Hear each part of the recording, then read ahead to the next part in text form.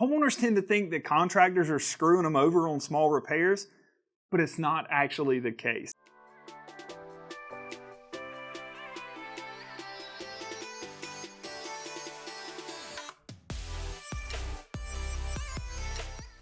When we started this channel and this page, we talked about wanting to help pull the curtain back on the roofing and solar industries, to help educate homeowners on what to be looking for. And this is an example that I wanted to break down with the numbers for you so you could understand why minimum trip charges of like $250 for a small repair aren't as bad as they seem. And to do that, we're going to start off by just talking about the hourly rate of the repair technician that's coming out to your property to conduct the repair. In a lot of situations, we use $1,000 a week as a nice round number.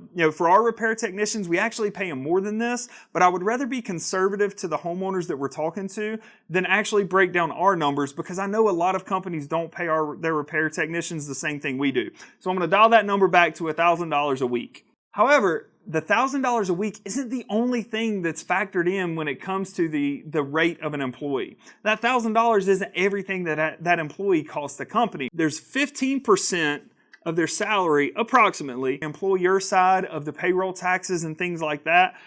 So in this case, that employee is going to be costing the company an approximate additional $150 a week. Beyond that, you're going to have approximately 35% of their salary that comes in the form of workers' compensation insurance. So the 35% number is actually being conservative. But this would be the workers' compensation for an $1,000 a week salary. It's going to be costing about $350 a week in workers' compensation insurance, because especially in the roofing industry where people are climbing on roofs, workers' compensation gets extremely expensive. So in this example, that would break this person's salary down, or their cost to the company down, to around $1,500 a week. Now, if we break that down hourly and divide by 40, that's going to give us approximately $37.50 per hour that this employee is actually costing the company.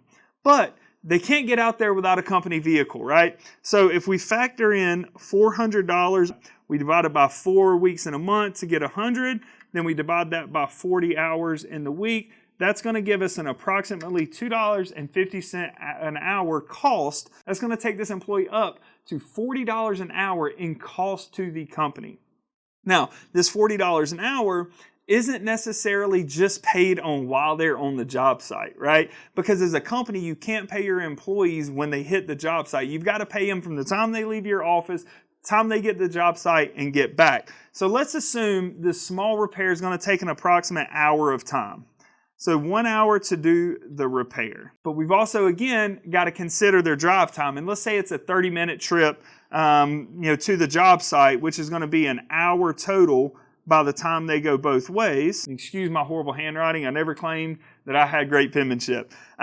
But oftentimes, one of the other things that doesn't get factored in is the employees or the repair technicians are going to have to gather materials. Maybe they need to go by the distributor to pick up a bundle of shingles. Maybe they need to hop down into the warehouse to pick up some ice and water. Different things like that are often going to accumulate time. So let's say that's going to take them about 30 minutes. So that's going to be a total of 2.5 hours worth of work that it takes them to conduct that job. And when you multiply that times the $40 an hour, that's going to leave you with $100 of direct cost just on the labor alone to do that 1 hour repair for you. Like, this doesn't factor in the fact that you as a company have to carry general liability insurance that in most cases is going to be over $15,000 a year. It doesn't factor in the property lease or the mortgage payment for the company to the building that they operate out of. It doesn't include the office staff that handles the phone calls, the scheduling of jobs,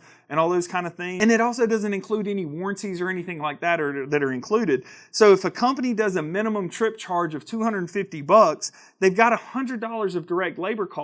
So that only leaves $150 for that repair to pay the mortgage, the general liability insurance, the office staff, any of the marketing materials that had you call them in the first place. It doesn't factor in any of that kind of stuff. So while the $250 for an hour repair may seem like a high number, it really isn't. And that's why if you look at some other companies, you'll see $500, $750 is a minimum trip charge for them, that's because they're trying to use the repair side of their business as a revenue generator and trying to generate profit off of it, which is perfectly fine in a reasonable way for businesses to generate revenue. It's just not how we choose to do it. We don't do repairs as a revenue generator for our company. We do repairs to hopefully break even, make a slight profit, because it brings value to our homeowners and the commercial clients that we work with to be able to conduct those repairs. And the hope is the fact that we do a great job on the repair side of things, so when larger projects and replacements come up, we're the front runner and we're the person that those people think of.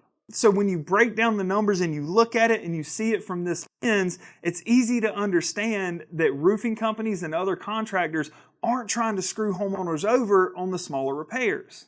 Again, this page is dedicated to trying to bring value and help educate homeowners about our industry that we love so much. So if you found value in this video, be sure to like, subscribe, share, turn on the notifications for when we post stuff so you can stay in the loop of everything that we've got going on and make sure you don't miss any of our content in the future.